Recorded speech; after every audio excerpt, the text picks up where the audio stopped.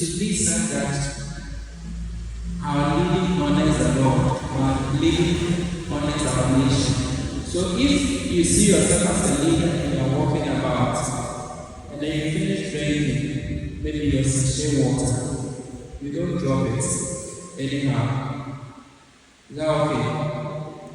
Your biscuit wrapper, you don't just throw it anyhow. Your Belaba water, you don't throw it anyhow. If you are doing that or you feel like, oh, I'm pressed, so you talk and you are not being a responsible leader. Do you get it? Or the common one, you wake up and you don't make your bed.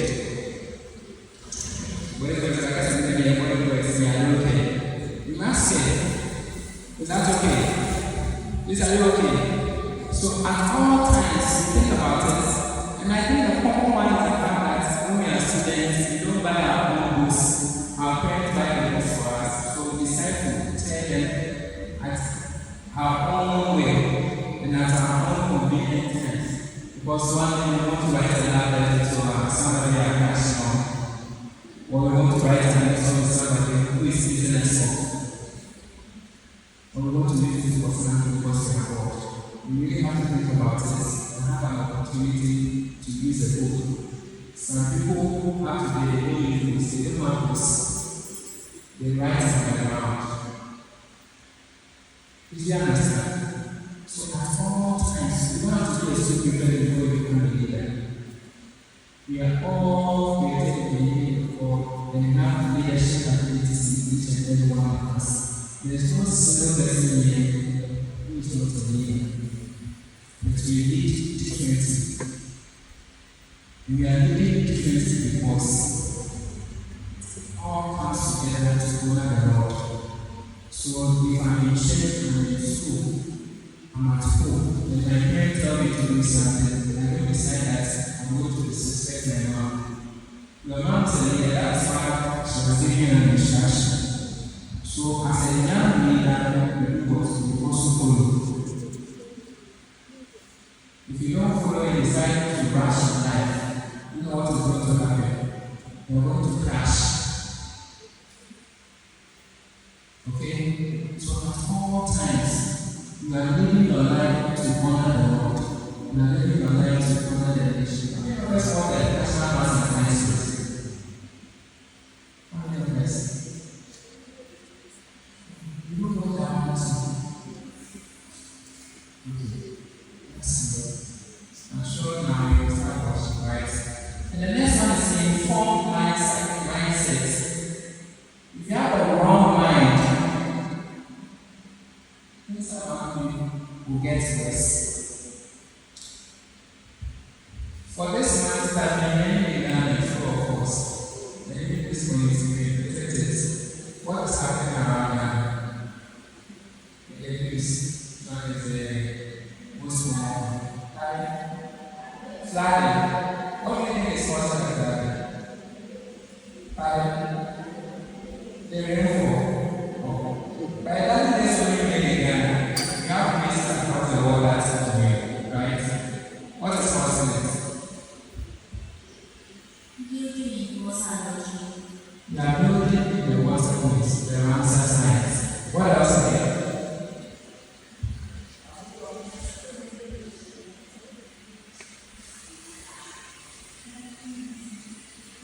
Dumping in water points.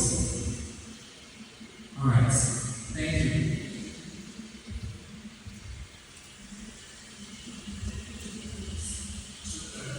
Truth guidance. So let's think like people who are leaders. Now, our schools are in communities, isn't it? I know it is not largely our responsibility and for the time. My time to do communal labor. Okay, sometimes we're all going on social, and you find a community you get it. All the companies are never entirely fine, but I don't say about my answer. Our job is for us to have an informed mindset. I watched going for tournaments, and then when they finish the stadium, they go with boots and they start clearing the stadium. They are not paid for it, but that's how they have been built. Okay? So you need to have a mindset. You don't need to have that mindset of entitlement. You still need at all costs, my parents should provide for you. If they are providing for you and you are not learning, your mindset is not informed. It's misinformed.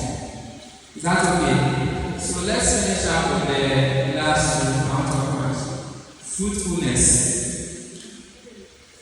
After God creating man and giving power to man, he says, out of the next thing he told them was, be fruitful and multiply. Again,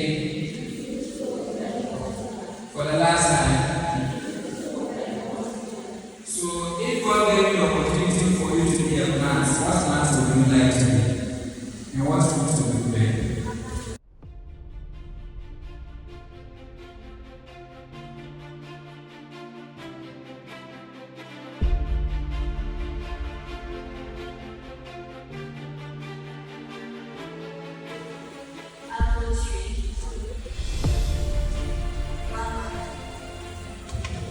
Alright, so I'm saying you're right.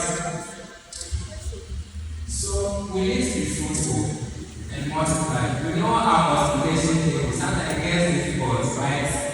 You see, you can't maybe 919, no one to make do this one.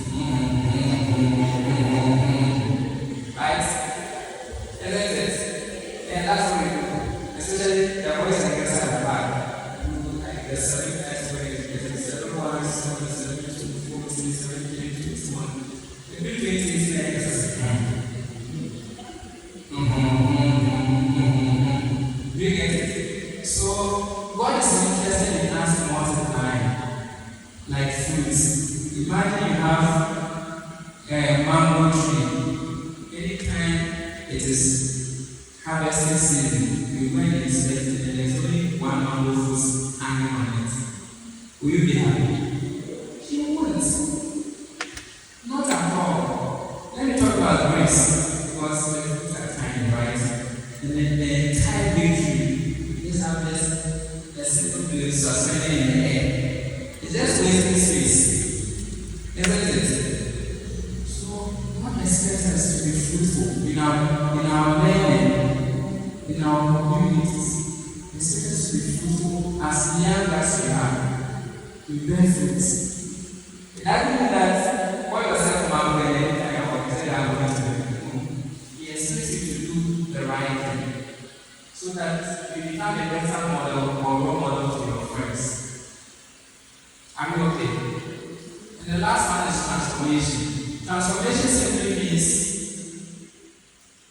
a complete change.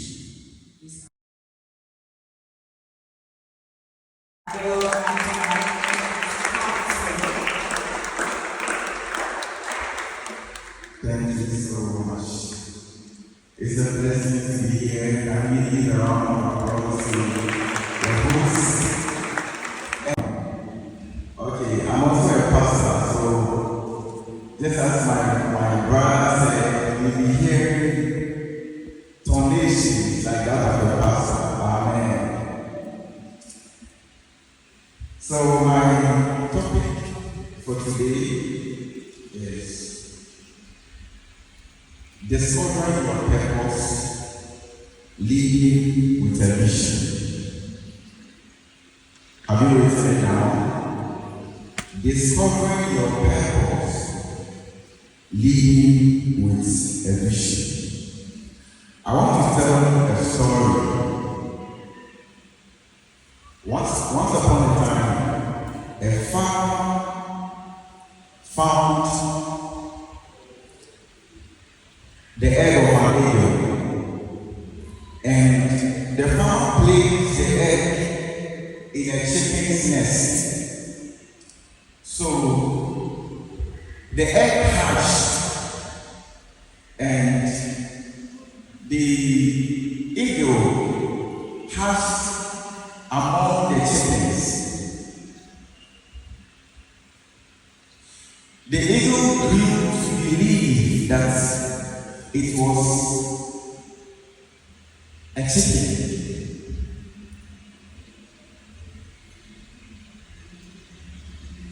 Now, one time when they were eating or they were just roaming about, the eagle raised its head in the sky, and the eagle saw a very wonderful bird up there. So the eagle asked, it asked the chicken, what is that up there? And the chicken said, that is an eagle. It is the king of the stars. Then the chicken said again, but for you, don't bother, because you can never be like that eagle. You are a chicken, so focus and eat. Now, it went on that this eagle, it was designed to soar, but because of the environment that it grew from, it believed over time that it was a chicken, and eventually the eagle died without soaring. And the lessons I drew from the story is that you can be born or you can be designed as an eagle, but you may live your whole life believing in different identities. Please, are you with me? So this bird was designed to soar, but because the exposure and the experience it had among chickens, it's believed that it was a chicken. And that is how many of us live. We define who we are based on where we come from. Now, if I should call someone who will volunteer, I want one person to volunteer. I want to ask a simple question. All right.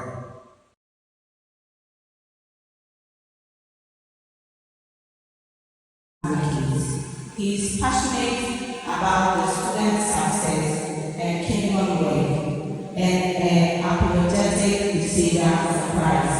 Shall we pray our pastor?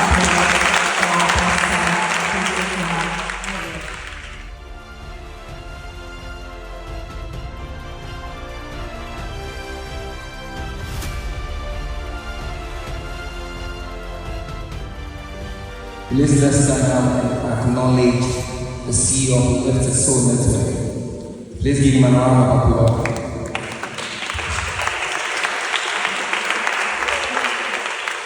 And please let's acknowledge the first speaker, Mr. Anthony.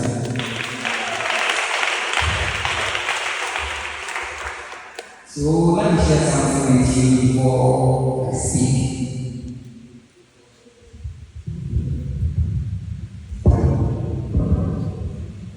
When I was coming this morning, I was thinking about something. And let's rise an economy where you are in love with money. I get what I'm saying.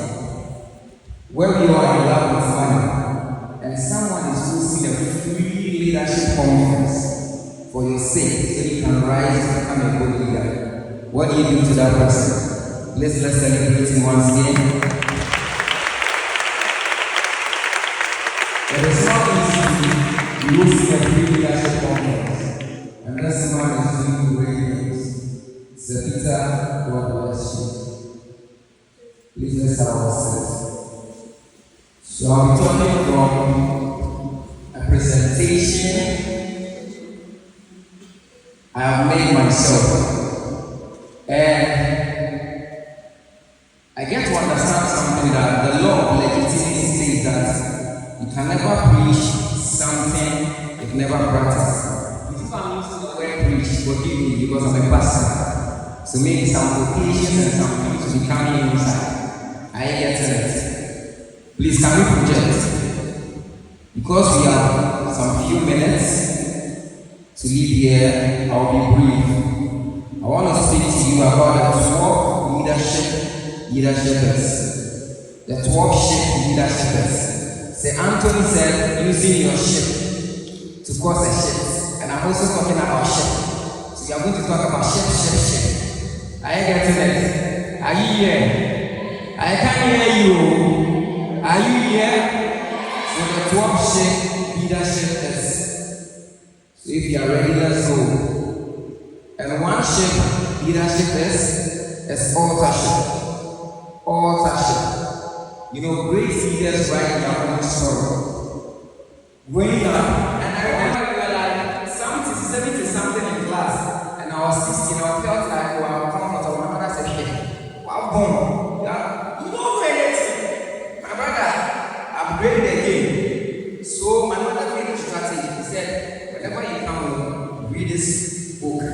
Then I'll ask you questions from that before you eat. He said, okay. So it went on from 60, 55 to 50 like that. And then you think I'm on the first 5. He puts me down and push me down. It was a struggle, a battle. So we didn't stay at one point. It was struggling like that before we got to the first 5. And I asked my mother that. He said, when I get to the first 5, you will celebrate me. He said, okay, there are 3 questions in life. The question you ask your teacher, the question the teacher asks you, and the question life asks you. The question you ask your teacher, the teacher doesn't know, you go home and go and research and come and give you the answers. When the question the teacher asks you, if you don't know, the teacher will tell you, take it home as an assignment, go and go and research and bring it back to me. But the question life asks you, if you don't answer it, that is when you become a failure. And you know, failing is very difficult. I always tell my students that failing is very difficult. Who wants to fail in life? No one. That's why I don't hear that someone is going to take O'Neill to. I call it what O'Neill to. This man is going to take poverty medicine. Everything you hear that this man is a fraud, what you see can prove, or what you say you say. I get it. So success is easy, failure is hard. But now, how do you draw your plan to success? That is where strategies and things come in. The last time I was on my children, I said, let's compare 2 media stations and let's check something. What TV is doing is different from what UTV is doing. What Original TV is doing is different from what UTV is doing. Then I was comparing another Brown with Empress Gifts. That is where authorship comes in. Every great leader has to pursue an assignment, not attraction. I didn't get what I'm saying. So now, what is assignment and what is attraction? Assignment is what you are born to do, and attraction is what you see someone doing and you want to copy to do. Do you get what I'm saying? I get where I'm coming from. So now I have my assignment. So Peter has his assignment. I am ready leaders for Christ. Because when I was growing up, I said my life has to be 3 things for God. I get it. My life has to evangelize the Lord, edify the sick, and exalt Christ Jesus. And I have to make sure that I'll make the kingdoms of this world the kingdom of our Lord Jesus Christ. So that is my assignment. So Peter also is passionate about raising the next generation of leaders. So we have 2 different assignments here. But what the presbytery is doing is attraction. Because Nana started and you want to do a competition. So now he's doing an attraction. And someone pursuing an assignment, you can never get to the level of that person. Because assignment is a God-given destiny. So what the Empress is doing is an attraction because he is copying to do. So if you are a great leader, writing your story must be different. Your own story must be unique from others. What you do must be unique. That is why I'm saying authorship. True leaders write their own story. So you write your own story. You don't copy what someone is doing to be yours. So writing your own story is one of the points I'm giving you today. So follow assignments, not attraction. Tell someone that follow assignments, not attraction.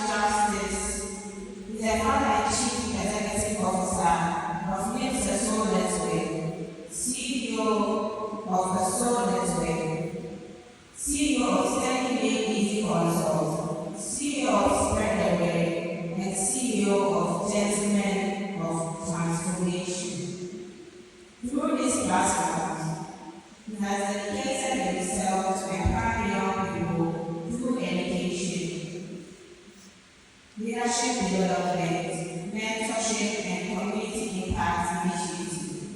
He is also the visionary organizer of the Rich Inspire competition, a platform that promotes reading, public speaking, creativity, and academic excellence among students. An engineer by training, he contributes technical expertise with creativity as a tutor, graphic design, and youth development advocate. He is the author of 8 books, including Becoming an Influencer, which inspires young people to maximize their potential and lead purpose-driven lives. Ladies and gentlemen, please join me in welcome Mr. Peter Conley.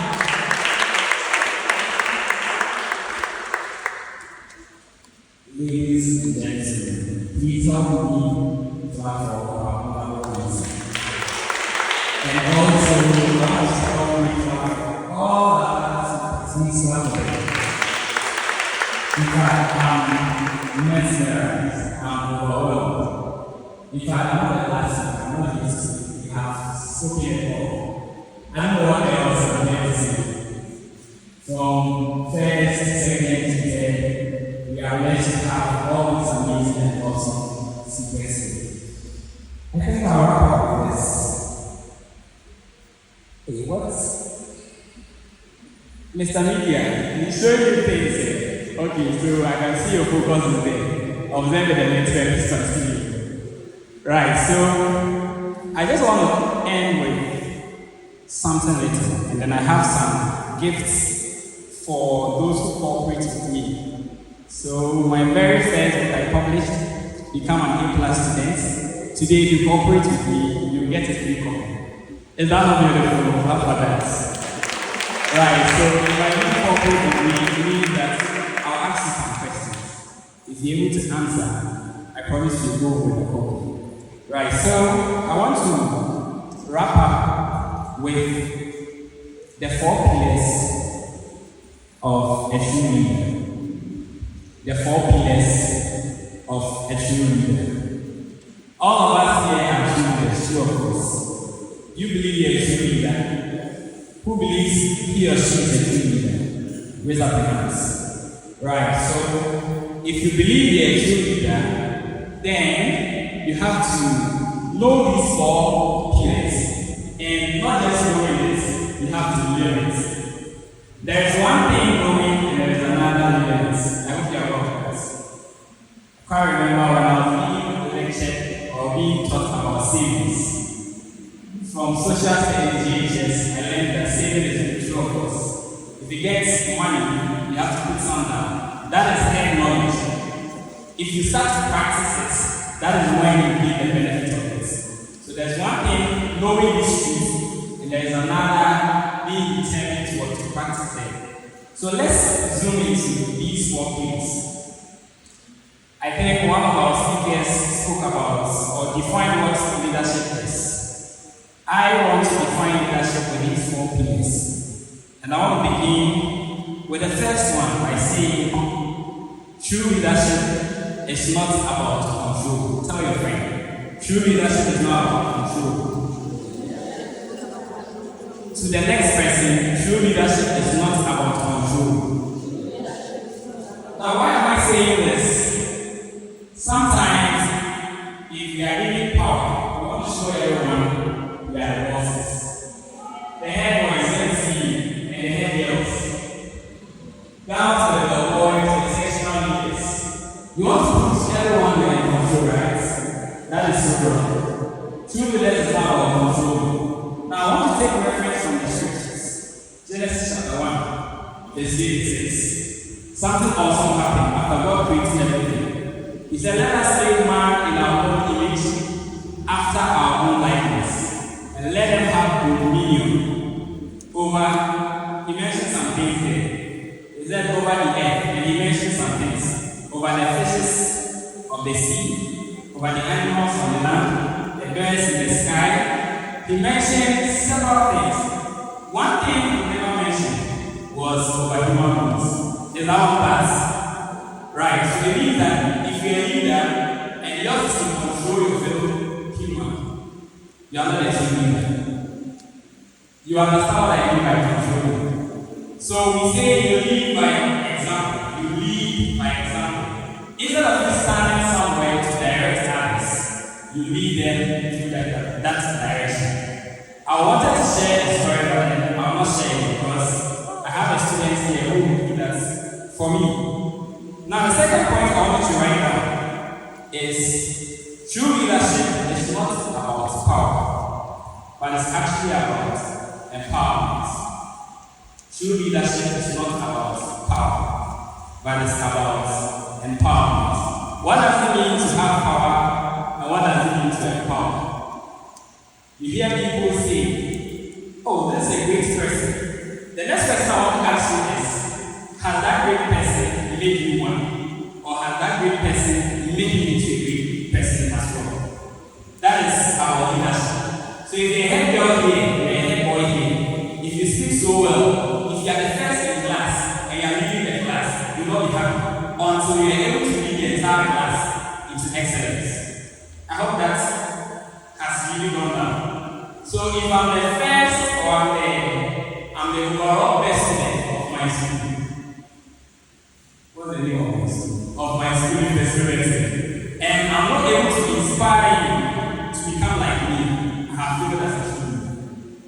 So truly that is not going wrong, showcasing to everyone you are the boss. It's not going wrong, showcasing to everyone you have the power. But it's about going wrong and inspiring people into greatness. If you're able to speak well, fluently, English or in English, and you have a friend who is not able to articulate like how you do, as a true leader, you don't laugh at the person, but the person is yours is to help the person one way or another. If there is a friend in that class, there is a colleague in that class that is not doing well academically, your duty as a true leader is to help that colleague get to the level they are. So I will define leadership to be the greatest inspiration of all times. A true leader is the one who is supposed to be the greatest inspiration of all time. So yours is to inspire. Look at the image there. You can see a number of people in blue. Is that blue? I'm actually covered. Is that blue? Yes. And there is one person leading them. What color is that? Is that orange or gold? Alright, whatever you see. This is what it is. So that person is actually leading the entire group somewhere. So yours is not to stand somewhere and direct them. Yours is to be with them. In fact, yours is to lead them into whatever you want them to do. If you're a sectional leader and there is time for cleaning up, you don't stand somewhere and give commands. Pick here, pick here, pick here. You fold your hands. Pick here, pick here. No. You lead by example. Whatever you want them to do, you do it with them. I hope that has sung that. Right. Number three. True leadership is not about manipulation. It's about inspiration. What does it mean to manipulate? To use your power to get what you want. Some people can say, because I'm the class prefect, if I do a mistake, I can go to Madam, I can go to Sir, and then I can talk to Sir and Sir will do something about my class list. You are using your power to manipulate things. That is not an act of true leadership. Because you are a leader, if you are all being protected, you decide what to do. You give it to your subordinates, you will suffer for it. But because you are a leader, in fact, you want the greatest man to yourself. That is not the act of true leadership. So today I want us to live here having these four things in mind. Number one, know that true leadership is not about control. It is about what? It is about what? It is about what? It is about empowerment. Secondly, true leadership is not about power. It is about what? Empowerment. The first element. True leadership is not about control. It is about what? Is it the same thing? Is it the same thing? I didn't say it. Oh, really? Oh, okay. I didn't say it. You should have pointed me. So So it is about service. I think I gave an example of it, but I didn't mention. It is about serving. So we are all born to serve one another. As a true leader, you have to serve others. I'm a believer, I'm a Christian, and I want to say Jesus is my greatest example of true leadership. What did he do? At a point, he had to serve the 12 disciples by washing their feet. Imagine the president of the country calling you and washing your feet. That is service. That is what we are supposed to do as true leaders. If you see things that are not going right, just to lead that initiative and put it right. Do not join the very few or the very many that stand somewhere and stand in the middle. As a true leader, I don't lead the agency. Hey, I have an agency person. And all you talk about someone who did not dress well, about someone who always has a torn short, or someone who sort of smoking this. It is your duty to make sure, if possible, provide. If possible, go to a teacher and tell the teacher to say this about Kodu, or say this about Mama. He has only one socks, and the socks looks like, I don't know what to mention. It looks like your two legs are mental. You don't stand somewhere and see such a person. It is your duty to make sure that person has the best life you are living. So the last I want to share with you is that true leadership is not about popularity. It is about purpose. I heard my speakers saying a lot about purpose, and I only want to touch on that again. But let me touch on popularity. How many of us want to be popular? Yes. You want the media to cover you. I want to be popular. Yeah. Myself, I want to be popular. But then, And I'm here to give you a short message. Ladies and gentlemen, what is leadership? With the title of the goal, a position in an organization, a microphone in your hand, a seat at the front of the room. No. Leadership is something deeper. Leadership is influence. Leadership is responsibility. Leadership is service. Many people want a spotlight, but few are willing to carry the load. Many desire recognition, but few are willing to make sacrifices. Many want to be called leaders, but few choose to lead whom they inspiration.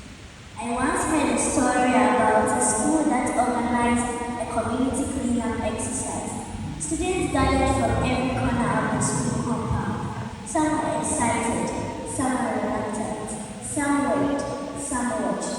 Among them was a quiet girl named Deborah. She did not have a badge.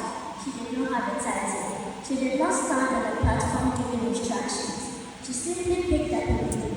She saw a letter and removed it. She saw work and did it. She saw a need and responded. While others waited for someone to say child, she took responsibility. While others looked for excuses, she looked for solutions. While others talked, she acted, and something remarkable happened. One student joined her, then another. Soon, the entire atmosphere changed, not because the bride demanded attention, but because her actions inspired participation. At the end of the exercise, the head teacher gathered the students and said, "Today, we have witnessed leadership." Many students looked around expecting to see a prefect. Others expected to hear the names of those with official positions. Instead, the head teacher pointed to everyone. The crowd was surprised. Then the head teacher spoke words that changed lives. Leadership is not about position. Leadership is about influence. Leadership is not about being served. Leadership is about serving. Leadership is not about standing above people. Leadership is about lifting. Those words echo